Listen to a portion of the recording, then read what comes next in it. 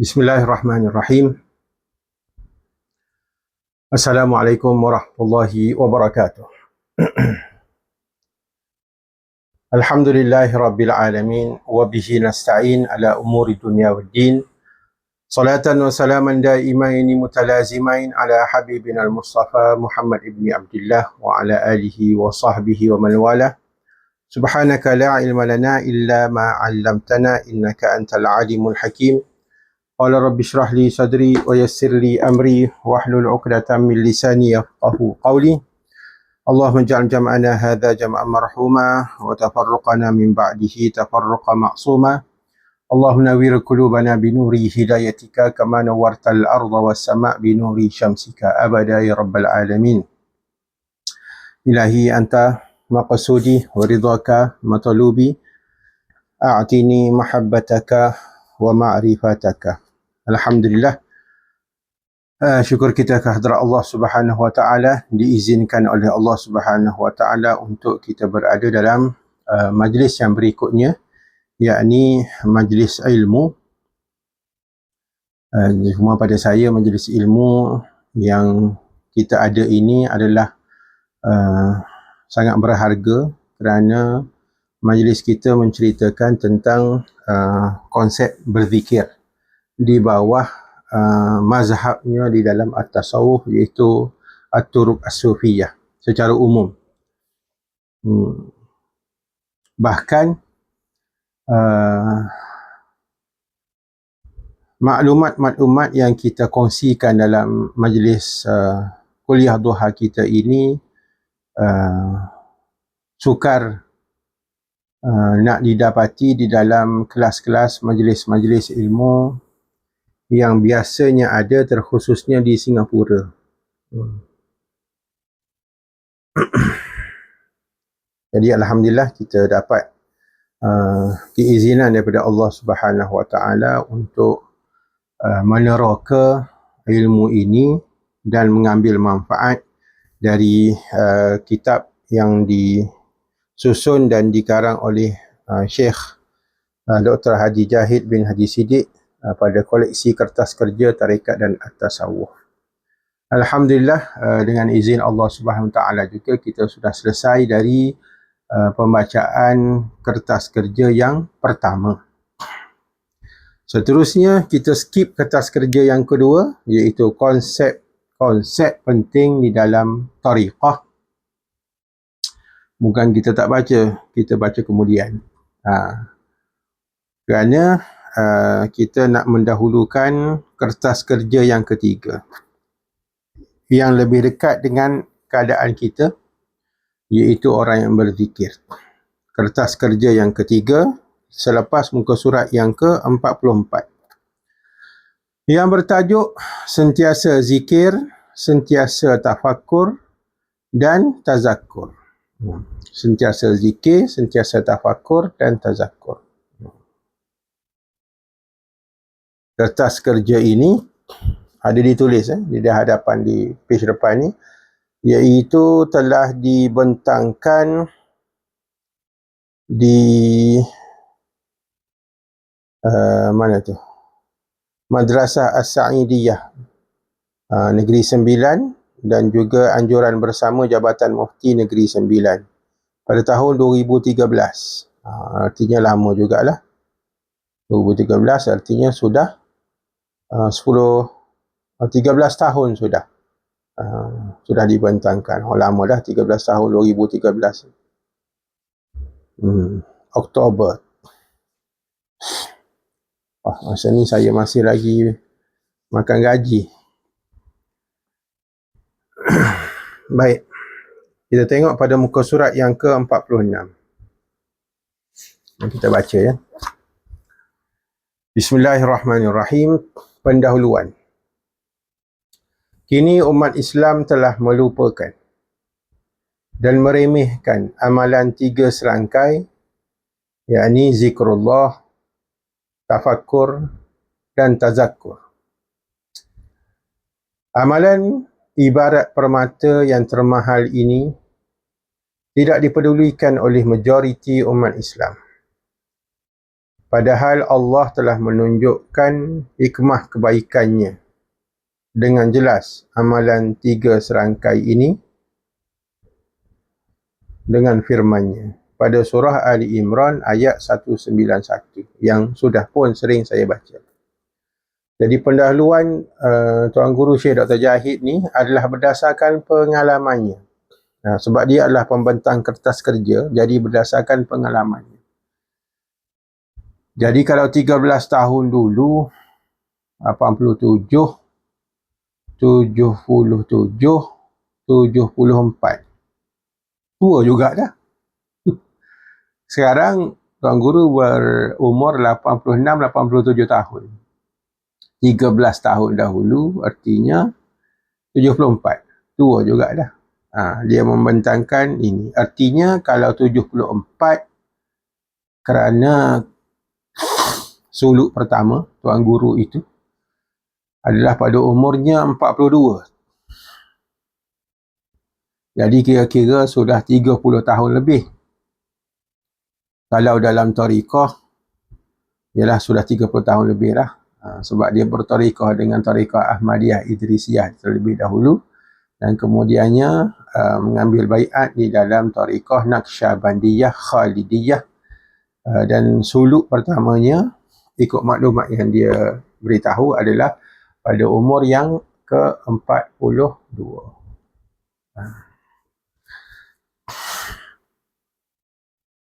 Sudahlah pada ketika itu dia menjawat jawatan sebagai pensyarah di Universiti Islam, di Universiti Malaya.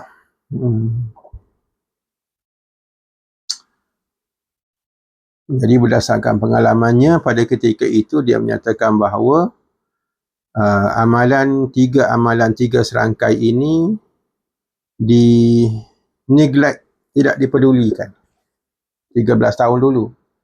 Kalau sekarang terlebih lagi lah.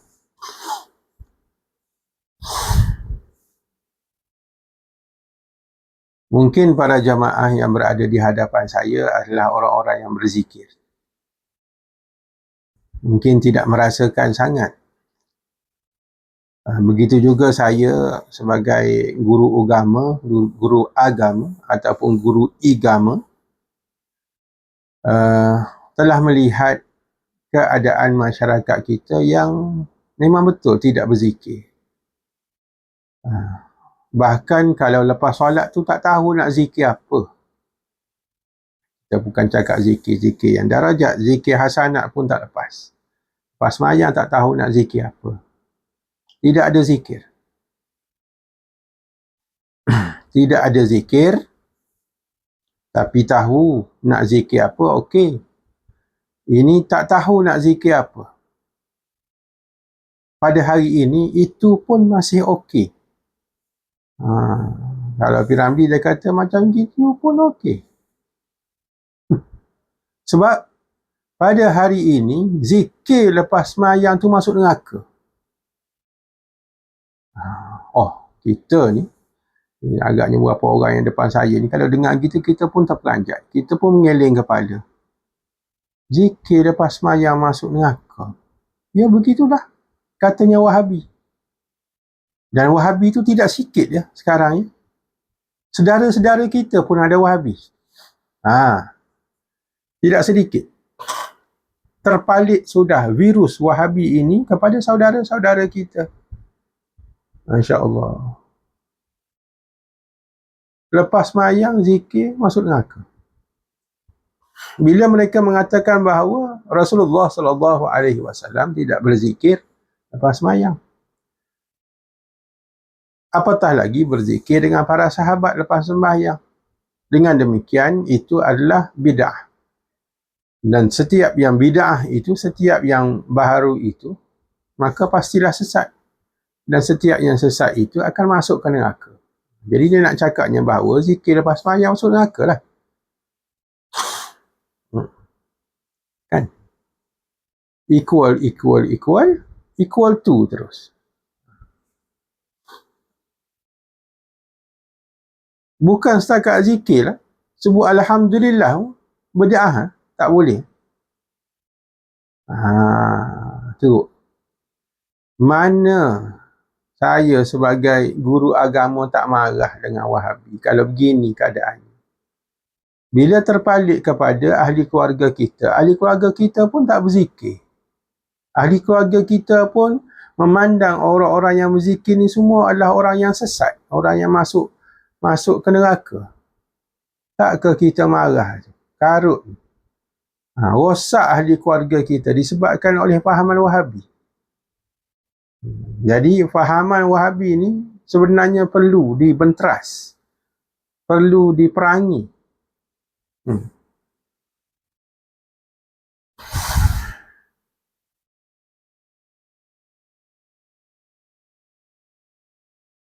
Semalam saya ada kelas yang pertama kali dengan dua orang pelajar, dua orang je, pun pelajar lagi, Madrasah Al-Junid. Satu anak Hamid, lagi satu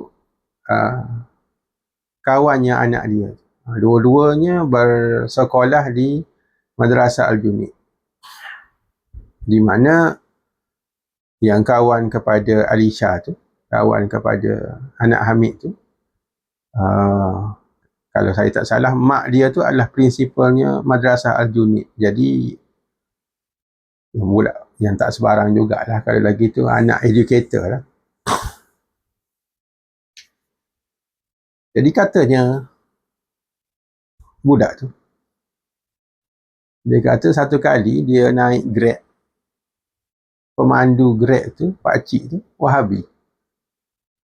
Pemandu Grab tu kesimpulannya adalah menyatakan bahawa orang pergi maulid ni adalah kafir. Macam mana? Orang Islam tu, orang kita tu, orang Singapura tu. Sebab budak tu baru balik daripada majlis maulid. Inilah kekhawatiran kita terhadap bahayanya Wahabiyah. Dia tak cakap je pasal kita, kerana dia segan dengan kita, kerana kita tua pada dia mungkin, ataupun sama umur dengan dia. Dalam hati dia, apa?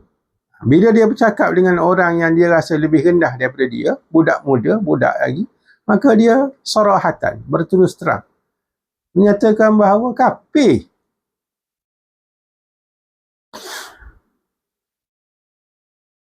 Kafir orang pergi maulid. Itu di Singapura. Kalau di lain tempat, di tempat yang ekstrim, seperti contoh di Selatan Thai, ataupun di Iraq, di Syria, kafir bermaksud halal darah. Halal darah bermaksud boleh bunuh. Jadi tembaklah guru-guru pondok tu. Tembaklah mana yang hadir majlis maulid tu. Ekstremis. Lebih teruk daripada syaitan. Sebab itu dalam Al-Quran Allah Ta'ala menyatakan bahawa syaitanul insi wal jin, sebelum datangnya syaitan jin, didahulukan dulu syaitan manusia. Kerana syaitan manusia itu terlebih bahaya, terlebih buruk perangainya. Syaitan jin tak bunuh orang. Syaitan jin tak bunuh orang. Syaitan manusia bunuh orang. Jadi siapa yang dah lama sikit kenal saya, tahu bahawa antara Swiss yang boleh menyebabkan saya ini naik kemarahan tu adalah Wahabi. Ni sebab dia. Teruk Wahabi ni. Dan di antara sebab Wahabi yang kita kenali sebagai syaitan, sebut kita, syaitan di kalangan manusia. Wahabi yang betul Wahabi ni adalah syaitan di kalangan manusia. Maka mereka telah berdakwah, memberitahu, mewar-warkan, menyebarkan bahawa masuk neraka kalau kita berzikir lepas pada sembahyang.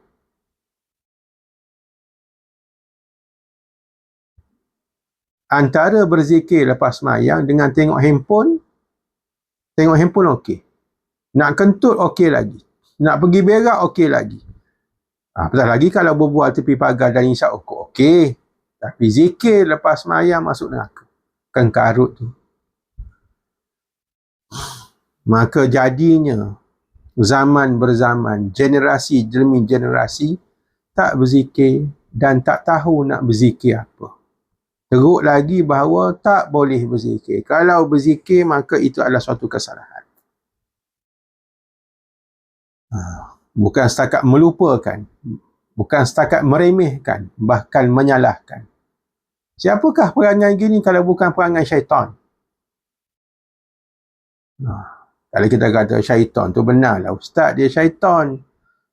Dia syaitan lah, hantu ataupun anak beranak iblis. Tapi kita tak perasan bahawa dalam Al-Quran Allah Ta'ala sebut syaitanul insi wal jin. Adanya di kalangan manusia tu yang mengambil tempat syaitan, dan dia didahulukan berbanding dengan syaitanul jin.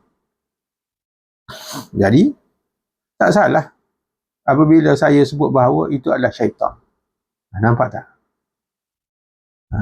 Bukan kerana saya nak memaki ataupun merendahkan mereka, tapi memang begitu keadaannya. Kerana menghalang orang dari berzikir. Dalam Al-Quran Allah Ta'ala sebut wa yasuddakum an zikrillahi wa anis salah. Perangai syaitan ni dia wa yasuddakum, menghalang orang daripada berzikir dan juga rajin melakukan solat. Perangai syaitan.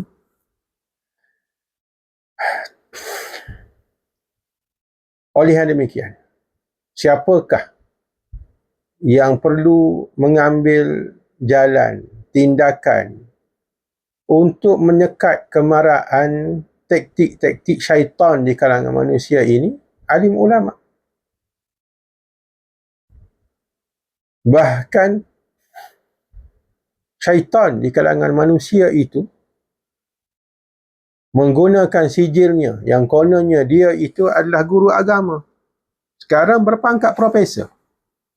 Bahayanya. Kalau orang biasa tengok, dia kata bahawa takkanlah orang ada PhD ni karut. Takkanlah orang yang sudah berada di peringkat profesor ni karut, tak boleh pakai. Sebab dialah yang menyatakan bahawa zikir Allah itu tidak ada faedah. Tidak ada makna pada zikir Allah. Tak ke syaitan tu.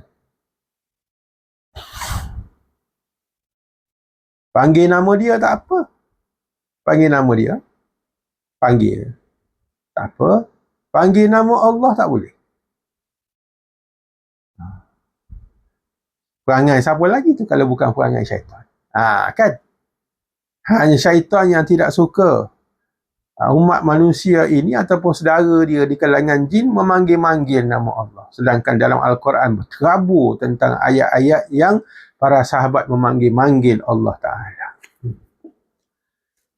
Maka kembali perlu di-revivekan, dihidupkan kembali hal ini. Takdir Allah Subhanahu Wa Ta'ala. Kalau beberapa tahun dahulu saya giat menyebarkan kepada jamaah saya supaya gigih bersalawat. Nampaknya sudah tiba waktunya Allah Ta'ala mentakdirkan kepada saya untuk memberitahu kepada para jamaah dan sesiapa yang ingin untuk kita kembali memanggil Allah. Kembali berzikru Allah, menyebut nama Allah, mengingat Allah, menyematkan nama Allah di hati sanubari kita. Bahkan kalau pada siapa yang ingin mengukir nama Allah itu, Ismu Zatil Aliyah, bukan hanya di hati sanubari tapi di seluruh tubuh badan kita. Agar kita menjadi kembali ghuraba. Kan ada sebut gitu hadis Rasulullah SAW tu. Islam ini datangnya dengan keadaan asing. Dan kelak di akhir zaman ia akan kembali asing. Dan orang-orang yang ada dalam agama itu akan menjadi asing. Asing tu akan menjadi rare. Rare lagi adalah orang yang berzikir Allah. Zikir lain boleh, zikir Allah payah. Ini disebut pada siapa yang menonton kuliah Syekh Dr. Jahid di Ulu Tiram yang terbaru. Cuma saya tak pergi, tapi saya tonton melalui Facebook dia dan YouTube dia. YouTube lah, perkongsian. Saya rasa Kak Rosiah ada tonton agaknya ya. Ada tonton agaknya. Apabila Syekh Dr. Jahid menyatakan bahawa dia kongsikan, nanti saya sebut lagi dah, ni kali pertama ni saya cakap kat sini, pada siapa yang tak menonton saya kongsikan. Dia kata pada abad yang ke-7, abad ke-7 tu bila? 700 lah. Sekarang 1400, artinya 700 tahun dahulu, 800 tahun dahulu, ataupun 600 tahun dahulu, ada seorang ulama yang bernama Syekh Abdul Rahman Singkil, orang Indonesia, yang besar jasanya kepada umat Nusantara. Kerana Syekh Abdul Rahman Singkil ini belajar di Madinah, dan dia telah berguru dengan seorang ulama Madinah yang bernama Syekh Sayyid Ahmad Al-Qusasi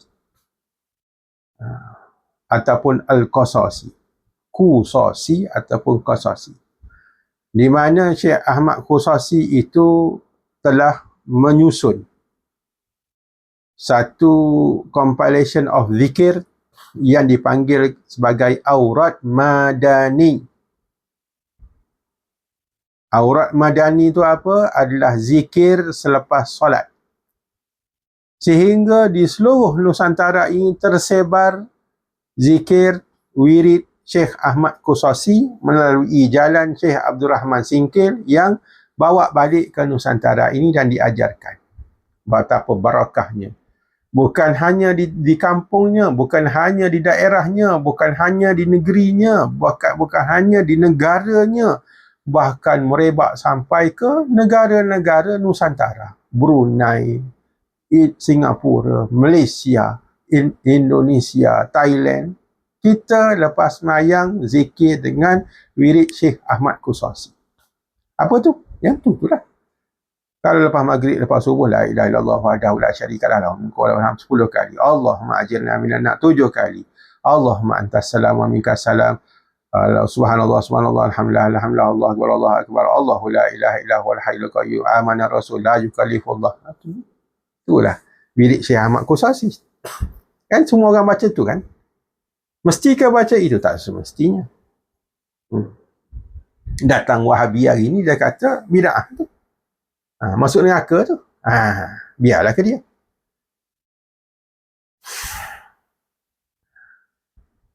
Namun itu adalah zikir hasanat.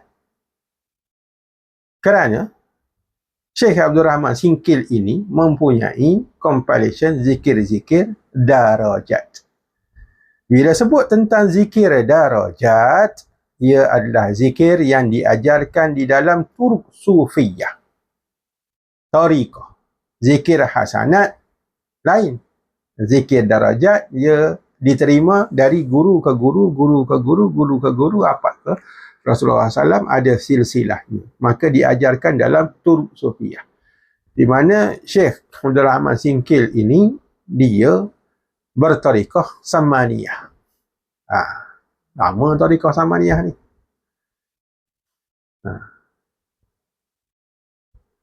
Masyhur tariqah Samaniyah ni yang kemudian hari ini adalah di bawah pimpinan wali kutub yang sudah pun wafat, iaitu dipanggil Kiai Syekh Zaini, ataupun dikenali sebagai Abah Guru Sekumpul di Indonesia. Dah meninggal lah. Antara grup kita ni yang bertariqah Samaniyah ni Kak Rozi, Kak Rusiyati, Bukit Panjang. Dan sekarang dia mengambil pula baiat dalam tariqah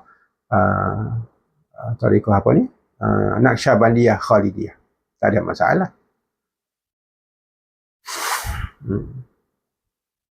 Di pihak saya sendiri, di Kelantan itu, khalifah ataupun yang number one sebagai Syekh Tariqah Samaniyah ini adalah sepupu saya sendiri.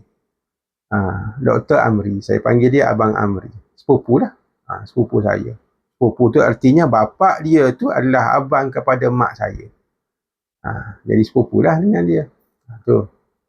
Dan lagi dekatnya adalah abang saya yang sakit kemarin. Dia duduk, yang ada gambar saya letak dalam hospital tu. Dia ada gambar letak dalam grup saya tu. Tu Samaniyah.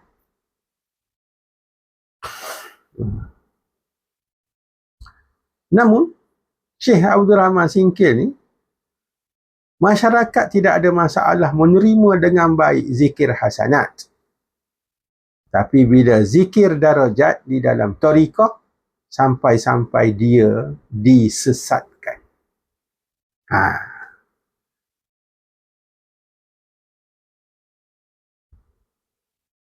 Macam mana tu boleh jadi gitu? Pelik kan? Sama jugalah dengan saya. Saya bawa lah zikir apa pun dan sudah saya kasih macam-macam zikir, macam-macam selawat diterima dengan baik oleh jemaah.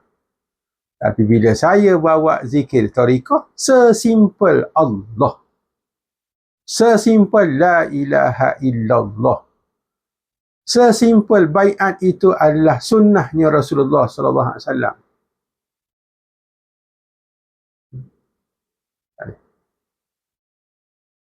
Nampak? Pelik kan? Ada yang boleh terima dari sudut zikir hasanat, tapi dari ustaz juga tak boleh terima. Jadi maksudnya ustaz tu boleh terima ke tak boleh terima? Ustaz ni betul ke tak betul? Sehingga tak boleh terima. Tapi kalau nak kata tak boleh terima, ustaz tu boleh terima pula zikir hasanat yang ustaz tu kasih. Terima. Bacalah 3-4 muka surat yang doa angin ahmar semalam. Baca semua. Suruh zikir Allah. Tarik break lah. Tak pelik tu. Nampak? Padahal orang yang sama. Pengenalan yang sama. Kenal pada saya yang sama. Kan pelik.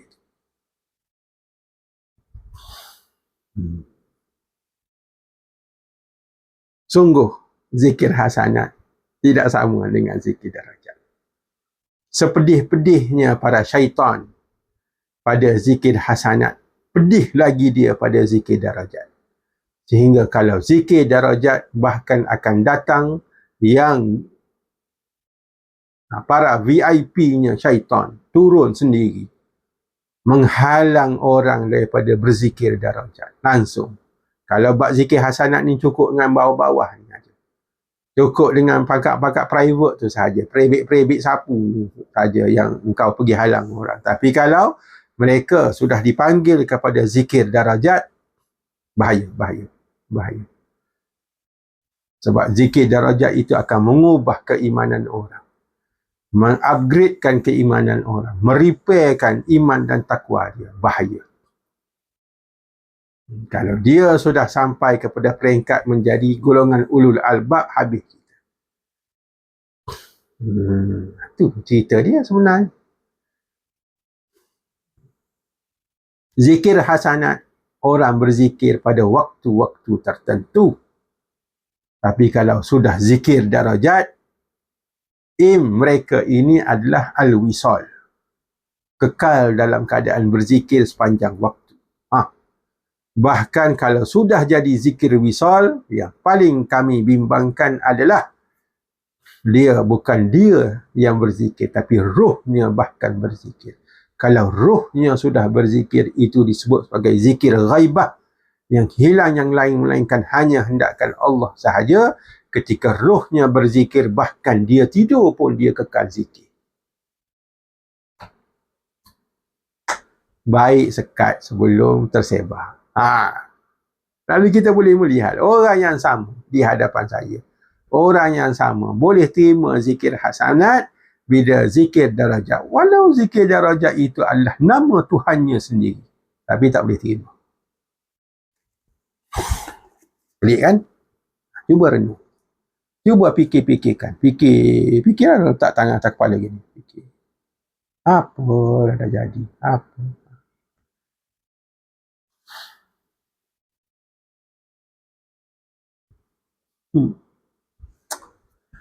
Tu mukadimah. Kedimah dia 30 minit. Kan kita start 10.20 lebih kurang tadi. Sekarang sudah 10.50. Sebab nak menerangkan tentang situasi semasa. This is a real situation yang kita sedang hidup dan hadapi sekarang. Itu jemaah saya. Jemaah saya ni apa tahu? Jemaah yang duduk bersama kita istiqamah baca wirid pagi tu. Boleh baca wirid pagi. Boleh. Tapi kalau kita suruh duduk tawajuh, sudah. Kalau kita suruh duduk tawajuh, sudah. Nampak tak? Apa jadi kita? Pelik kan? Jadi bila saya tonton Syekh Dr. Jahid cakap tu, saya kata, oh, rupa-rupanya jalan kita sama. Jalan Syekh Abdul Rahman Singkil 700 tahun dulu, dia itu tidak diterima, disesatkan. Dr. Jahid keluar dalam senarai orang-orang sesat, guru-guru agama sesat dalam Berita Harian. Duduk nombor 2.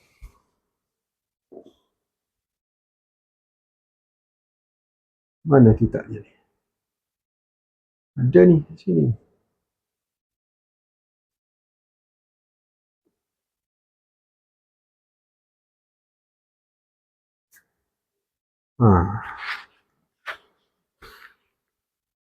Ni, kitab ni. Trek sejarah pelbagai isu dan masalah berkaitan. Bagaimana perjuangannya Syekh Dr. Jahid ini untuk mengajak orang agar kembali kepada zikir yang menyampaikan mereka kepada darajat al-ihsan. Sesat. Dalam jemaah saya yang berapa kerat sahaja, saya pun sesat dah. Ada dah orang kata saya ni sesat ni.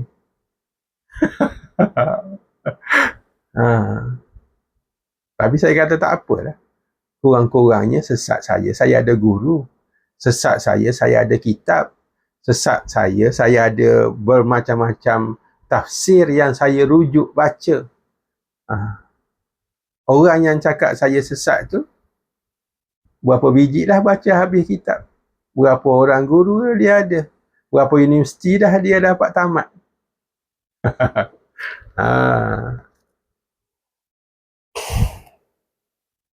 Jangan cakap, nanti aku terbalik pada diri sendiri.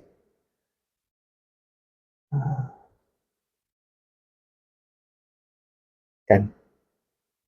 Tidak dipedulikan oleh majoriti umat Islam. Kerana apa? Kerana diserang oleh syaitan yang bergabung di antara syaitan jin dan juga syaitan manusia.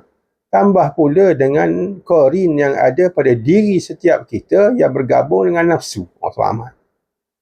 Jadi ia adalah satu force yang kuat. Kalau bukan kerana hidayah dari Allah Ta'ala, kalah kita. Jadi kita kena ajak orang supaya tu. Dan mereka ini sebenarnya sedang menarik kepada apa tahu?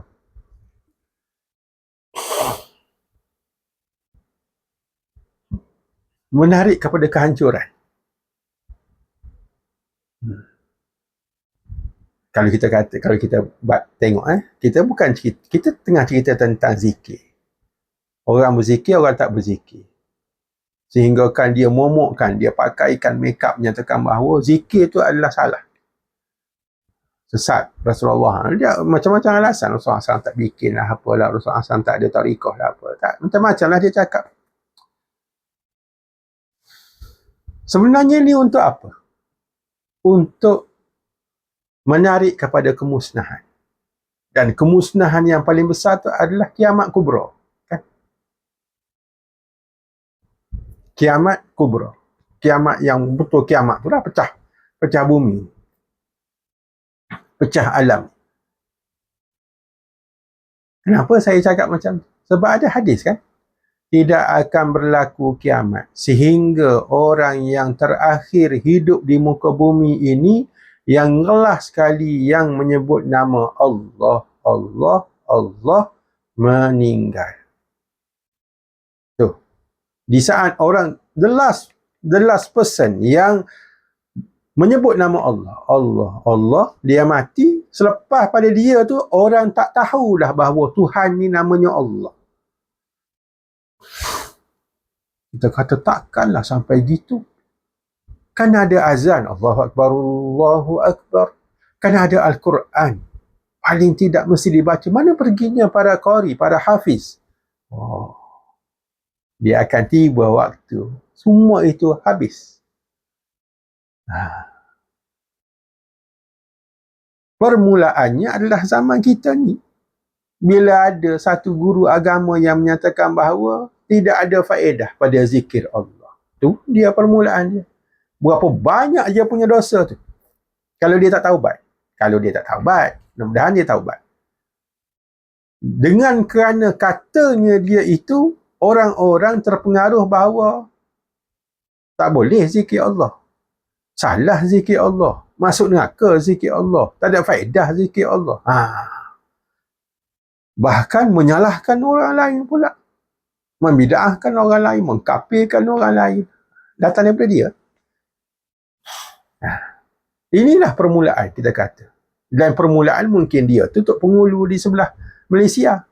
Ada Tok Pengulu di sebelah lain, sebelah negara lain. Semua nyatakan bahawa tak ada zikir Allah. Tak ada. Akhirnya, Allah sekali bahawa di saat hari terakhir orang yang zikir Allah, Allah itu meninggal, lepas pada dia tak ada dah orang zikir. Maka ketika itu akan bermulalah proses kepada kehancuran alam ini. Allah Ta'ala pun beracu. Jadi kiamat kubra. Nampak? Jadi nak ceritanya bahawa usaha para syaitan, jin dan manusia dan iblis itu dan juga Dajjal sebenarnya mereka memang nak usahakan kepada kehancuran. Kerana bila di saat segala alam ini hancur dan ramai orang yang tidak lagi mengenal Allah, maka ramailah sekutunya, kaum puaknya yang menemaninya di dalam neraka. Na'udzubillah.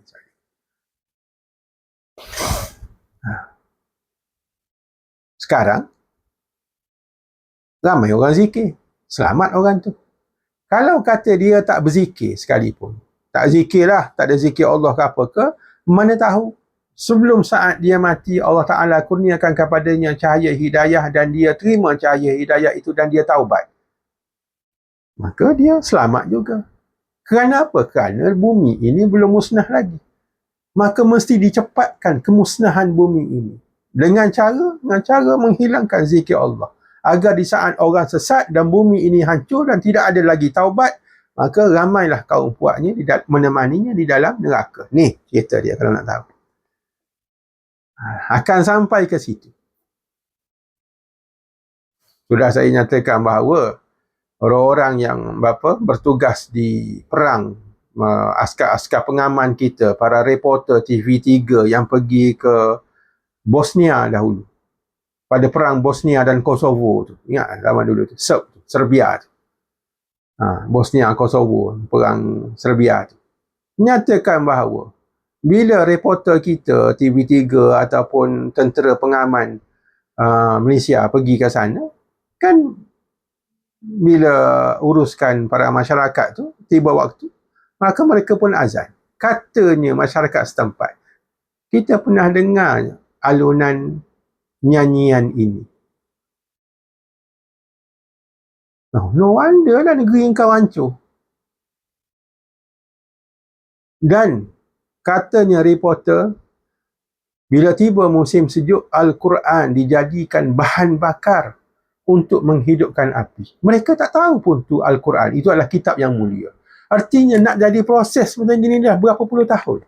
100 tahun ke agak-agak? Sehingga mereka tidak boleh lagi membaca Al-Quran. Orang Singapura semua boleh baca Quran ke? Ramai tak boleh baca Quran.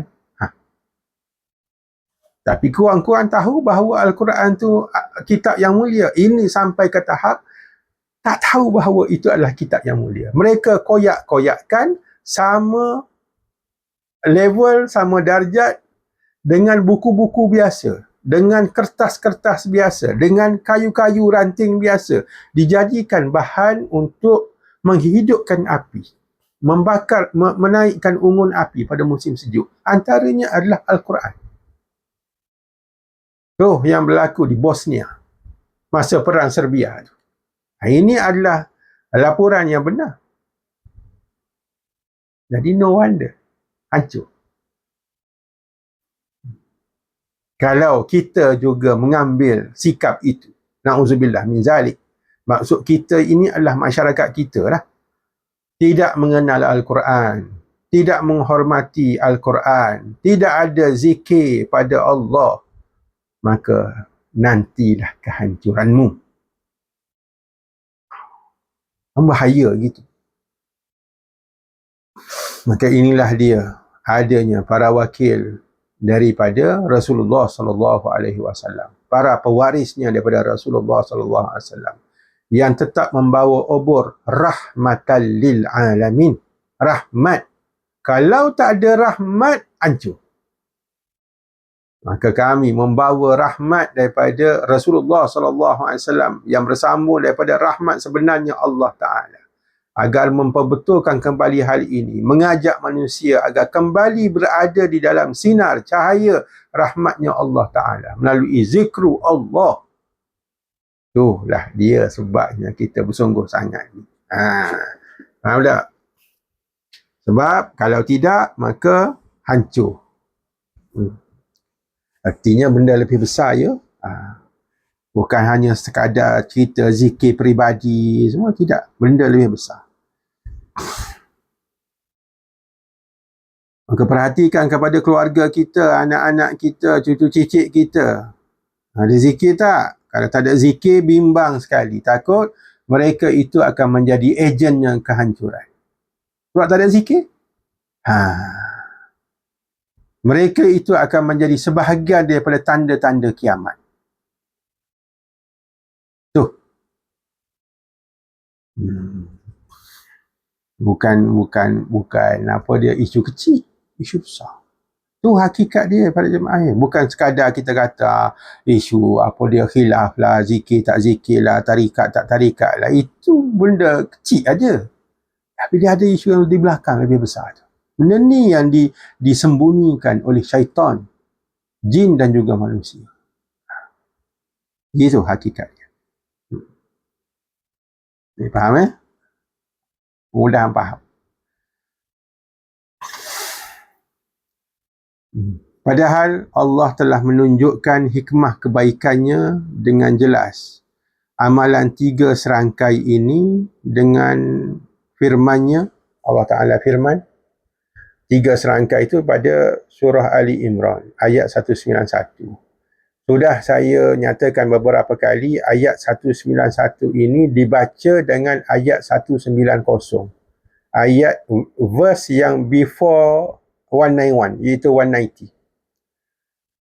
Yang menceritakan ini, ayat 191 ni adalah explanation, penerangan kepada satu golongan yang disebutkan sebagai ulul albab. Ayat 190 berbunyi pada auzubillahi minasyaitonirrajim. Orang tarikat sepatutnya hafal ni benda. Inna fi khalqis samawati wal ard. Sesungguhnya pada penciptaan 7 lapis langit dan juga bumi. Wa ikhtilafil laili wan nahar, dan juga pertukaran malam dan siang. La ayatil li ulil albab, menjadi tanda-tanda untuk menguatkan keyakinan, kepahaman, kemakrifatan, peningkatannya ilmu para ulul albab. Ulul albab tu siapa? Ia adalah satu term. Ia adalah suatu term, satu kumpulan. Siapakah ulul albab itu? Ayat 191. Baru baca ayat ni. Allazina yazkurunallaha. Ulul albab itu adalah orang-orang yang. Allazina itu artinya orang-orang yang. Yazkurunallah. Berzikir Allah. Menyebut nama Allah. Ingat Allah. qiyaman, dalam keadaan berdiri, wa qu'udan, dalam keadaan duduk, wa ala junubihim, dalam keadaan berbaring, wa yatafakkaruna fi khalqis samawati wal ard, dan mereka itu dalam keadaan mereka berzikir, mereka juga senantiasa dalam keadaan merenung tentang kejadian langit dan bumi dan apa yang ada di antara duanya, iaitu langit dan bumi, termasuk kehidupannya sendiri dan kehidupan sekeliling ini, sehingga mereka mencapai tahap at-tazakkur, faham mereka itu. Rabbana ma khalaqta hadza batila, sesungguh wahai Tuhan kami, tidaklah engkau menjadikan semua ini, apa yang berlaku di antara langit dan bumi ini dan juga kejadian-kejadian makhluk itu, batila, sia-sia. Subhanaka, maha suci engkau ya Allah, maha hebat engkau ya Allah yang menjadikan semua ini. Faqina azaban nar, peliharalah kami dari api neraka, jauhkanlah kami daripada api neraka. Ayat ini 191 ini terbahagi 3 bahagian. Yang pertama, sentiasa zikrullah.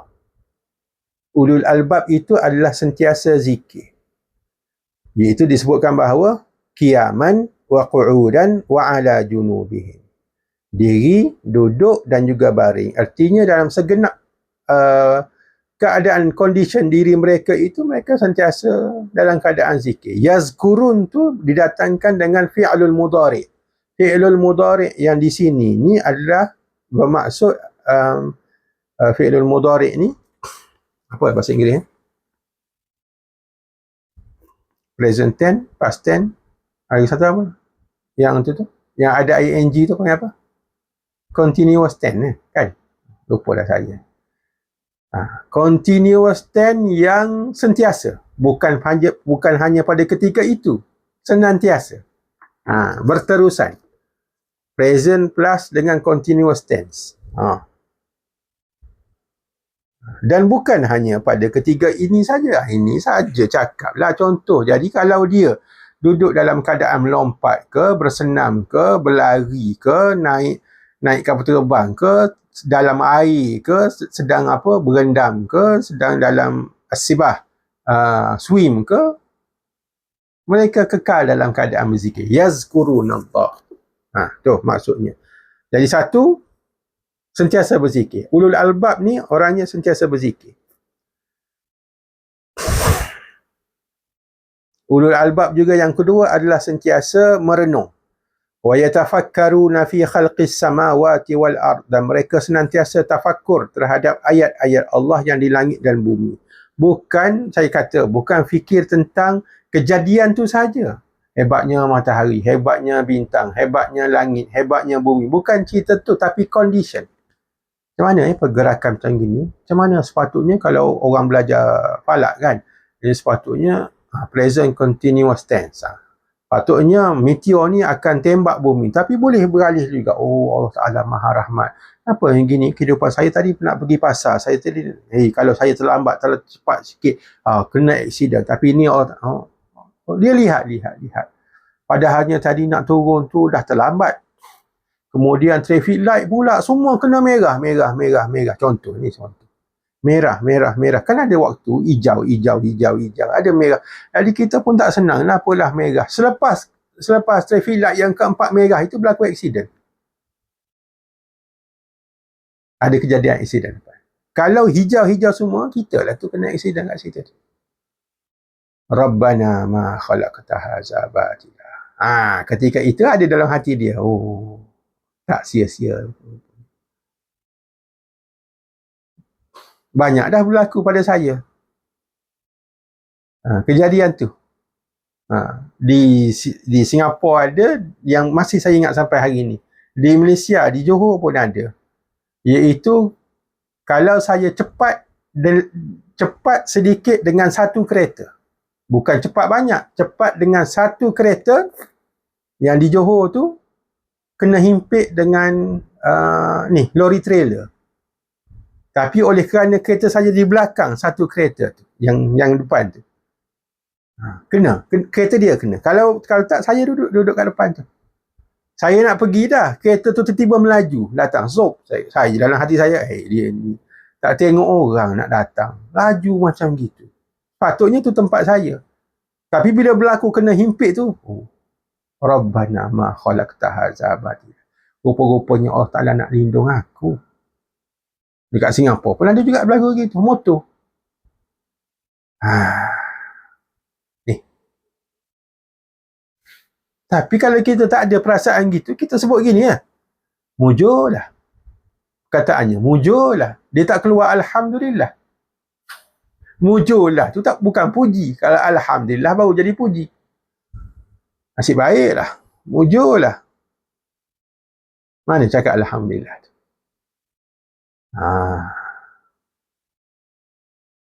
Jadi, bukan cepat, bukan lambat. Itu memang cerita kita. Memang Allah Ta'ala takdirkan begitu. Dan tidak ada flaws pada takdir Allah Ta'ala. Kau cepat ke, kau lambat ke, kalau itu yang berlaku pada dirimu, itulah yang terbaik. Jangan komplain. Tu, isunya jangan komplain. Kalau komplain, itu artinya engkau belum duduk di tahap Rabbana ma khalaqta hadza batila. Rabbana ma khalaqta hadza. Ya Allah, engkau tidak jadikan ini semua sia-sia.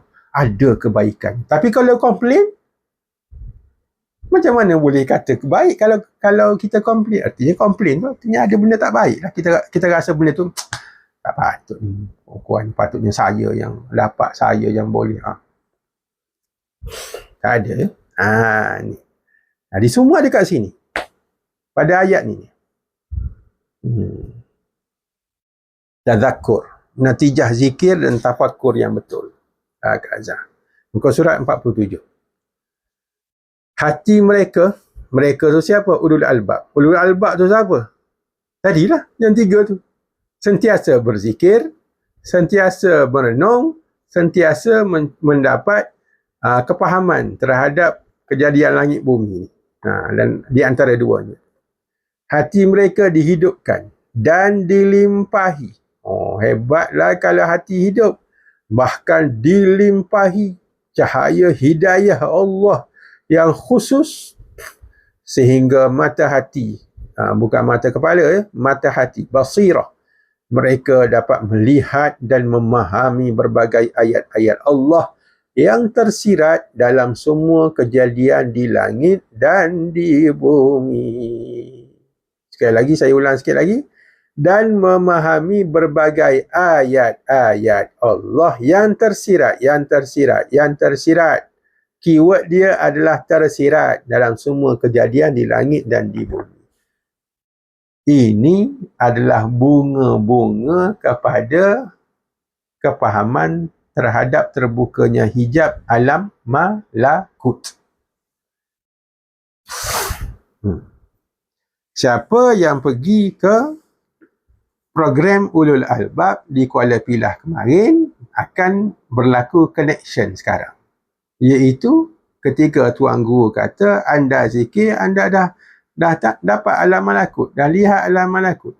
Semua diam. Siapa yang dah tengok alam malakut? Angkat tangan kat sini. Satu orang pun tak ada angkat tangan. Dia kata ada ni kita semua. Semuanya ni penakut ni, semua ni tak berani nak angkat tangan. Hakikatnya betul ada. Alam malakut tu apa?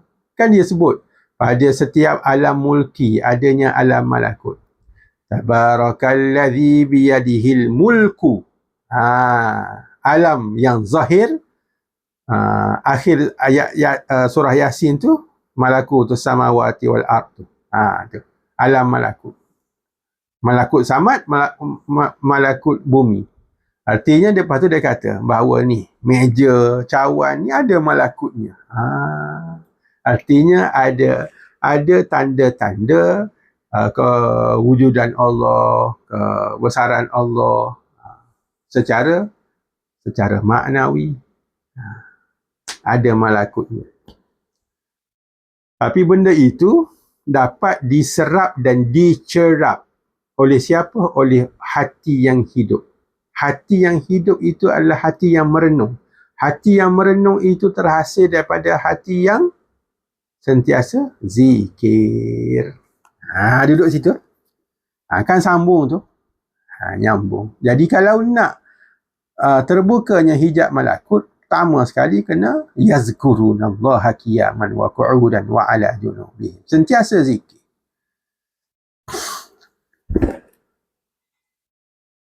Ini kita dengar begitu saja kan, sentiasa zikir kan. Bismillahirrahmanirrahim.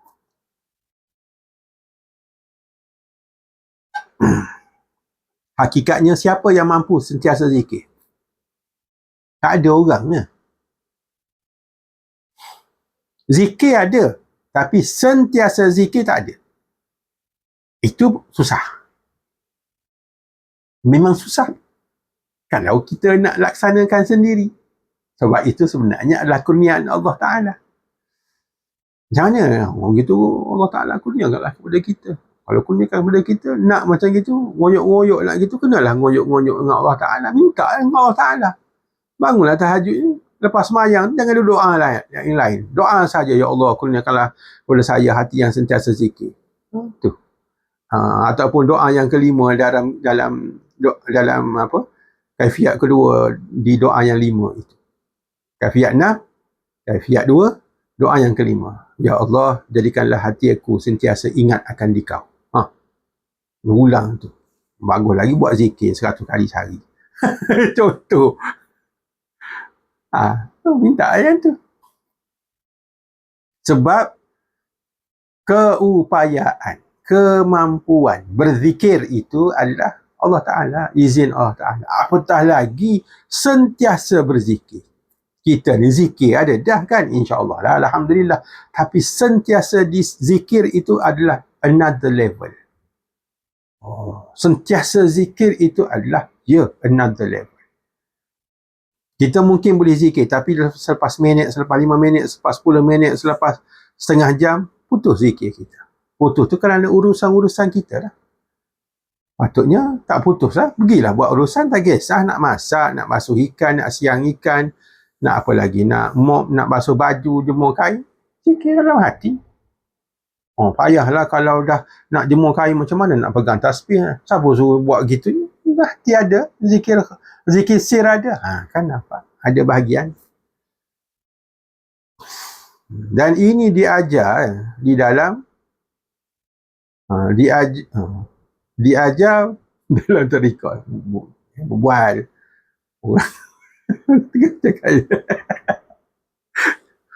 Syekh Abu Zaki dulu cakap macam gitulah. Untuk Syekh kita tengah cakap depan ni, jemaah kan diorang kan ada live Facebook kan, biasa. Jadi kan live Facebook kan, kalau kita tengok live Facebook, Assalamualaikum, khabar, gini. Apa, ustaznya tengah berbual kat depan, Syekh Abu Zaki, yang orang yang baru masuk live tu tengah cakap. Kena tegur dia kata, jangan berbual, orang tengah bercakap kat depan ni. Kan kalau hadir kat depan memang tak berbual kat belakang, tapi secara online kan berbual. Ni Zoom. Ceritanya begitu. Jadi macam mana nak dapat tu? Dapat tu kurniaan Allah Ta'ala. Jadi kenalah caranya, kenalah melalui trainingnya, kenalah masuk campnya. Dapat. Jadi zikir tu dah ada. Nak sentiasa zikir tu yang tak adanya, yang payahnya. Yazkurunallah tu. Apa tadi? Present continuous tense. Itu yang payahnya. Ini hanya dapat dilakukan oleh orang-orang yang mengambil jalan turuk sufiyah dan bermujahadah di dalamnya. Dia bukan hanya ambil baiat saja, tapi perlulah melaksanakan zikirnya, perlulah zikir dengan adab-adabnya, perlulah melalui training-trainingnya, bahkan perlu melalui camp-camp zikirnya. Itu dia. Barulah duduk situ. Bukan senang kan? Tapi kalau once dah dapat, dah dapat. Kalau dah dapat, akan dapat. Jadi kita nak yang itulah sebenarnya. Kenapa nak yang tu? Kenapa nak duduk dalam keadaan sentiasa zikir? Kenapa? Why? Sebab dapat banyak pahala. Bukan. Pahala tu tak payah fikirlah, memang akan dapat lah. Kenapa? Sebab perintah Allah lah. Yang pertama, Allah Ta'ala kan perintah. Ya ayyuhallazina amanu zkurullaha zikran katsira. Wazkur rabbaka fi nafsika tadarruan wa khifatan wa dunal jahri minal qaul bil ghuduwi wal asal wala takum minal ghafilin. Kan perintah Allah Taala tu, wala takun minal ghafilin, dan jangan engkau jadi di kalangan orang-orang yang lalai. Perintah Allah Taala. Yang pertama perintah Allah Taala. Yang keduanya tu adalah kerana nak memperhambakan diri kita lah kepada Allah Taala, supaya kita ini sentiasa bertazakur, muraqabah dengan Allah Taala tu. Nak duduk situ lah. Kerana hanya dengan berdampingan dengan Allah Taala maka kita jadi bercahaya. Keluar daripada berdamping dengan Allah Taala maka jadi gelap dan jadi mati. Hadis Rasulullah SAW kan gitu kan. Itu maksudnya. Jadi kita nak duduk pada state itu. Itu adalah goal kita. Dari sudut zikir lah. Kena usaha lah. Takut ada yang masih tidak jelas. Kenapa kita nak kena bertorikoh, kenapa kita nak bertorikoh kerana nak berzikir yang tepat, zikir yang cara macam mana. Bukan setakat tepat, tapi sebenarnya adalah untuk mencapai tahap zikir wisal. Zikir ghaibah, yang senantiasa berzikir, tak putus zikir, ruhnya berzikir. Kenapa nak duduk situ? Sebab nak dapat pahala. Bukan kita nak dapat pahala, kerana hendak sentiasa berdamping dengan Allah Ta'ala, nak menepati, menjalankan arahan Allah Ta'ala dalam Al-Quran yang dia cakap wala takun minal ghafilin, dan engkau jangan jadi di kalangan orang-orang yang putus zikir, lalai.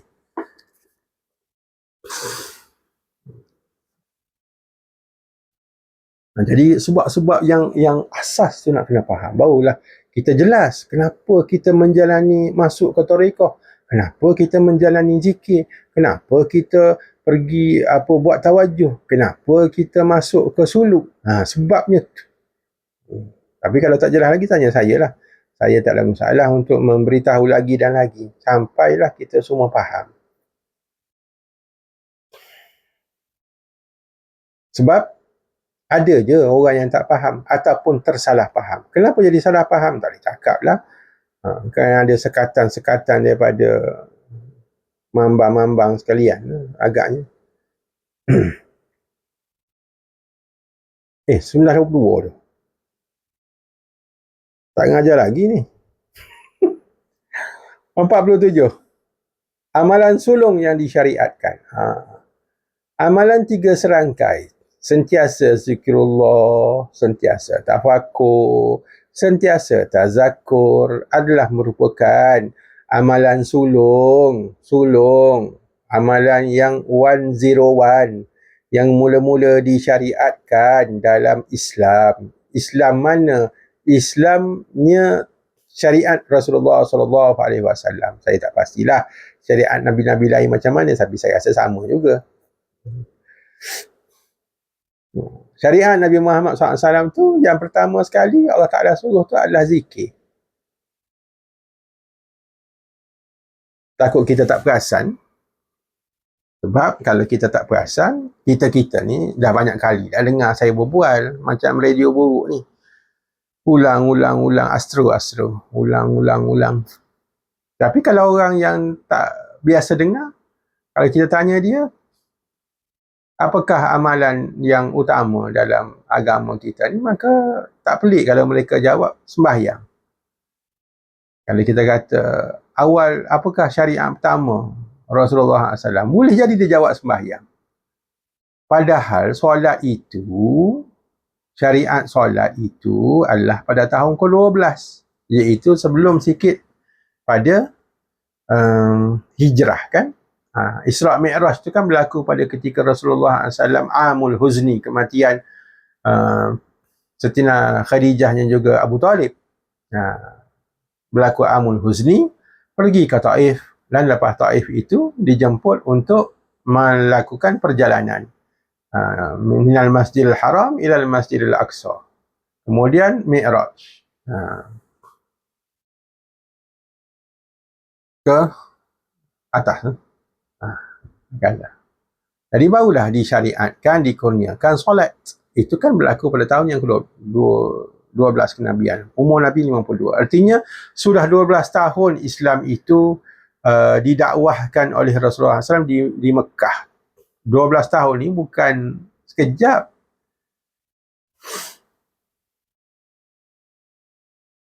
Kalau setahun pun bukan sekejap. Isi masa Berapa ramai di kalangan para sahabat yang syahid, yang meninggal sebelum daripada sempat sembahyang. Ya, sebab sembahyang belum ada. Antaranya adalah Siti Khadijah. Tak puasa Ramadan, tak sembahyang 5 waktu, tak pernah bayar zakat, kan? Tapi dia lah masuk syurga, duduk dekat dengan Rasulullah SAW. Sebab apa? Sebab belum disyariatkan. Kerana semua itu syariatnya adalah sebelum sikit dari hijrah dan di Madinah kesemuanya. Jadi kalau gitu, apakah amalan mereka, para sahabat semasa turunnya pensyariatan sembahyang? Kalau kita tengok rukun Islam, kan? Rukun Islam yang 5, lepas pada syahadatain, antashhada an la ilaha illallah wa anna muhammadan abduhu wa rasuluh tu, lepas itu wa aqimus salah wa atuz zakah wa tasuma ramadan wa hajjal baita man istata'a ilaihi sabila. Kan? Semua itu berlaku lepas pada hijrah. Dengan permulaannya adalah rukun Islam yang kedua, sembahyang. Sembahyang itu adalah sebelum sikit pada hijrah, tapi diperkemaskan selepas hijrah. Jadi apa amalan para sahabat selama 12 tahun ya di Mekah? Apa amalan kalau gitu? Tengah buat apa? Kan tak perasan tu kalau tak belajar, tak tahu tu. Inilah yang dimaksudkan sebagai amalan 3 serangkai, iaitu zikrullah, tafakur dan tazakur yang senantiasa dilakukan itu adalah amalan yang mula-mula disyariatkan dalam Islam, iaitu di Mekah. Iaitu semasa Nabi Muhammad menerima wahyu yang pertama, yakni bermaksud perlantikan kepada pangkat Nabi. Marilah kita singkap kembali lembaran sejarah agama Islam di bawah Rasulullah SAW yang disampaikan kepada Rasulullah SAW. Dalam pertemuannya baginda yang mulia yang pertama semasa Rasulullah SAW bertahannuth di Gua Hira. Bertahannuth tu apa dia pula? Bersuluk lah, beruzlah lah, berkhalwat lah. Makna yang sama tu semua tu, sinonim. Bersendirian lah. Dengan siapa? Dengan Tuhannya lah. Di Gua Hira. Gua Hira ni semua tahu lah. Sekarang orang pergi, orang naik pun ke atas. Jibril alaihissalam menyampaikan 5 ayat sahaja daripada surah Al-Alaq, iaitu ayat 1 hingga 5, dengan yang berbunyi, kita pun dah tahu, a'udzubillahi minasyaitonirrajim, bismillahirrahmanirrahim, Iqra' bismi rabbikal ladzi khalaq. Wahai Muhammad, bacalah dengan menyebut ismi, nama Tuhanmu, Rabbika alladzi khalaq, yang menciptakan. Siapakah nama Tuhanmu? Allah. Bukan Iqra' bi rabbikal ladzi khalaq bismi. Dia ada isim. Bacalah dengan nama. Siapakah nama Tuhan? Kalau tengok dalam Al-Quran, dalam surah Taha, Allah Ta'ala sebut, innani anallah. Sungguhnya saya ini, wahai Musa, nama saya tu adalah Allah. La ilaha illa ana. Tidak ada Tuhan melainkan saya. Fa'budni. Maka hendaklah hak ke atas, hak aku terhadap engkau, hendaklah engkau beribadat kepadaku. Wa aqimis salata li zikri, dan dirikanlah solat untuk mengingatiku. Ayat tu. Khalaqal insana min 'alaq, iqra' wa rabbukal akram alladhi 'allama bil qalam 'allamal insana ma lam ya'lam. 5 ayat pertama.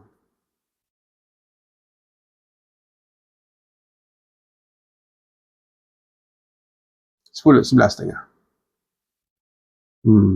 Panjang lagi nak cerita ni berkenaan dengan ayat ni. Ada sesuatu yang saya nak sebutkan tentang ayat ini dan juga syarahnya, tetapi masa sudah mencemburui kita, maka kita akan sambung pengajian ini pada hari Rabu nanti di kuliah duha.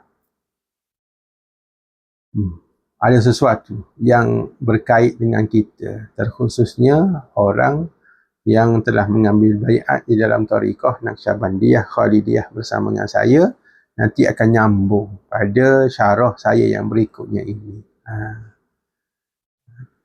Tapi biasalah, kita kan to be continue. Sambung hari Rabu nanti.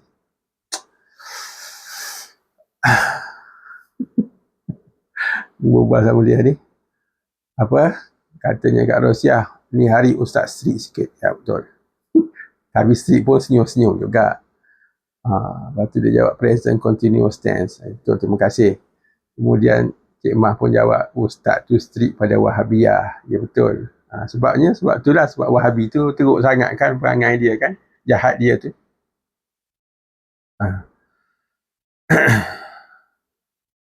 Jahat sangat. Jahat tu tak boleh buat bincang lagi.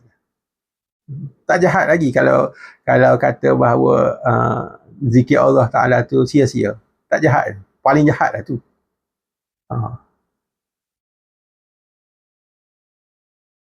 Iblis pun tak cakap macam tu. Iblis pun tahulah Allah Ta'ala tu Tuhan. Dia tak ada cakap macam itu. Tapi yang cakap tu adalah syaitan manusia. Ada soalan? Sebelum kita berpisah. Hari Rabu ni sedap ni. Masuk semuanya. Hari Rabu kesian lah. 2 orang. 2 orang, 3 orang. Mana? Ayat absen Ustaz Hasan lah. Ambil absen lah Ustaz Hasan. Bilang Ustaz Hasan. Ustaz kita masuk kelas Ustaz Gausah. Saya pun ada baca kitab sama dengan Johor. Jadi Ustaz, jadi sama kitab baca 2 kali. Saya ingat saya tak absen 1 lah. Okey, absen 1 saja. Jangan absen banyak. Nanti kan dia marah saya pula. Ni Ustaz Gausah ni kenapa? Okey, insyaAllah. Pergi apa, kidnap saya punya pelajar-pelajar tersayang ni. Saja. Allah. Mana dia Kak Rosiah? Kak Rosiah selalu ada soalan. Mana soalan Kak Rosiah? Ada? Kak Rosiah. Nanti soalannya WhatsApp. Amalan sulun disyaratkan ya. InsyaAllah kita kan pada hari Rabu nanti. La ilaha illallah Muhammadur Rasulullah SAW. Alhamdulillah. Jadi kalau gitu, sampai di sini sajalah pengajian kita. Saya rasa ni Allah Ta'ala nak sampaikan. Saya rasa saya belum pernah lagi bercerita sehingga ke tahap ni. Dari sudut bahawa zikir kita ini bukan hanya cerita tentang zikir peribadi. Bukan cerita tentang zikir kita nak bertarikat, tak tarikat. Tapi sebenarnya punya kesan yang lebih jauh, iaitu kemusnahan pada kualiti hidup kita dan juga bahkan kepada alam ini. Zikir, sebagaimana yang saya sebut awal tadi, iaitu tidak berlaku kiamat sehingga orang yang terakhir zikir Allah tu mati. Lepas pada tu tak ada dah orang zikir Allah. Dan kalau kita kata benda tu macam tak payah kan nak sampai kat situ, tapi sebenarnya sudah berlaku. Contohnya adalah sebagai contoh tempat di Bosnia. Sudah berlaku gitu. Dan sudah berlaku di banyak tempat, iaitu semasa cerita pembantaian umat Islam dalam sejarah ini, sehingga mereka ini bertukar agama. Awalnya adalah di Andalus, apabila masuknya Ratu Elizabeth pula, Ratu Isabella. Oh, kita ingat Isabella tu macam sedap gitu. Itulah orang paling mengganas sekali tu. Siapa yang tak tinggalkan Islam, masuk Kristian, dipenggal kepala, dibunuh, dirobek perut. Isabella tu, Ratu Isabella tu, di Andalus. Tu. Padahal Andalus itu, Andalusia itu adalah kan empire Islam kan, ketamadunan ilmu dulu tu tukar. Sampai-sampai orang yang bertorikoh ketika itu sakit tinggal agama, lari daripada Spain tu. Apa nama tu Andalus? Adalah apa nama dia punya daerah. Granada dan seumpamanya itu. Lagi tengok di Filipina. Manila tu kan negara Islam tu. Manila tu, tak tahulah para jemaah tahu ke tidak. Manila tu nama asal dia adalah Amanillah. Tinggal Manila je. Manillah. Amanillah. Tu nama sebenar dia tu. Kalau nak tahu. Tahu ke? Tak tahu. Bukan nama Manila. Nama bahasa Arab tu, asal tu Amanillah. Habis kena bantai, kena sembelih tu. Tukar agama habis. Sebelum pada itu, di India ni, negara Islam tu, India bukan Pakistan. Pakistan tu memang Islam sampai sekarang. India tu kena bunuh, paksa keluar pada agama. Raja dia tu dibakar. Raja India tu ketika itu. Tukar balik agama Hindu. Tak ada orang zikir. Nampak tak? Itu secara paksa. Di tanah, semua bertukar. Katanya para guru kita, kecuali di tanah Melayu. Tanah Melayu tu antaranya sini lah. Antaranya Indonesia, Singapura. Maksud tanah Melayu ni adalah Nusantara lah kita kata. Bukan hanya tanah Melayu Malaysia. Apa kita panggil?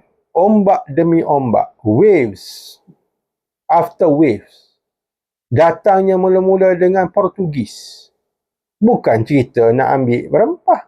Bukan cerita bawa Kristian tu. Lepas Portugis datangnya Belanda. Lepas tu datang Francis Light kat Penang, British.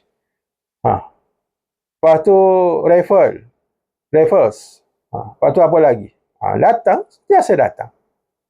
Tapi tak juga orang di tanah Melayu ini, di Nusantara ini, tak tercabut Islam dia.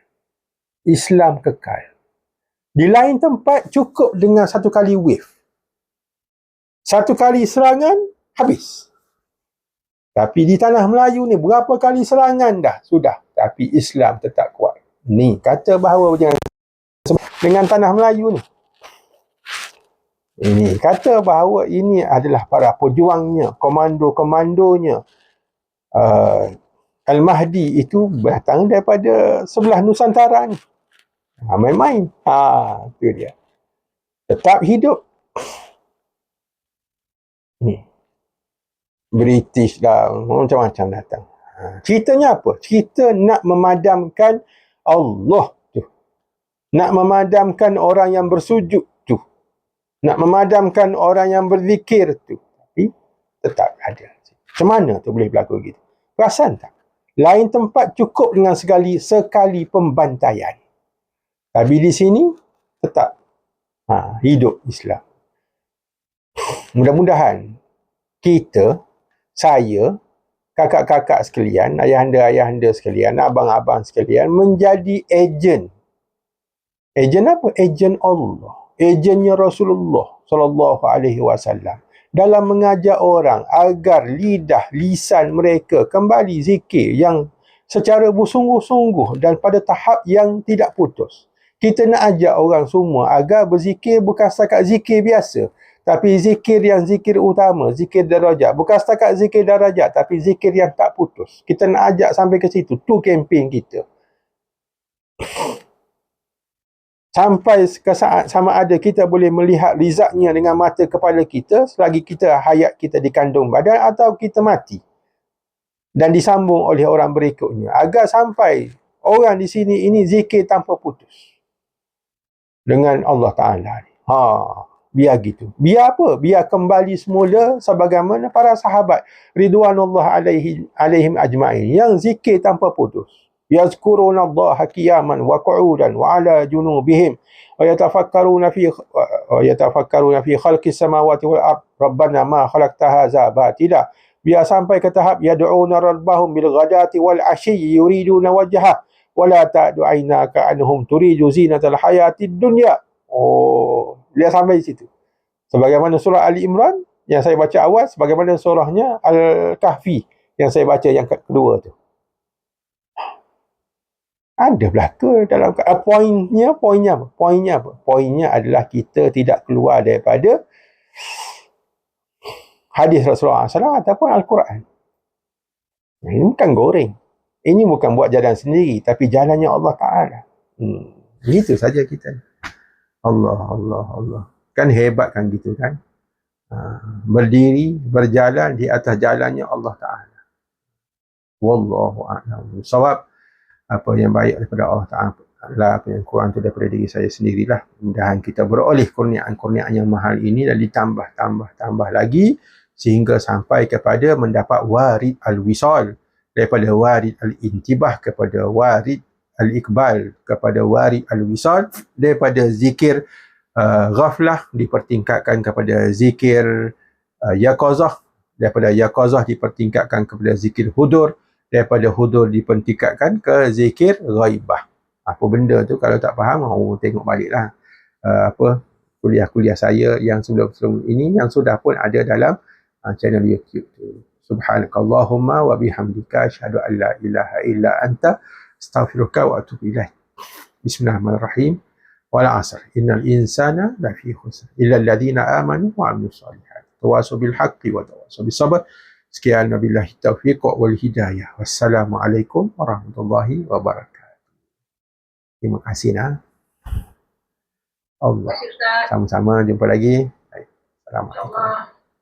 Alhamdulillah. La ilaha illallah.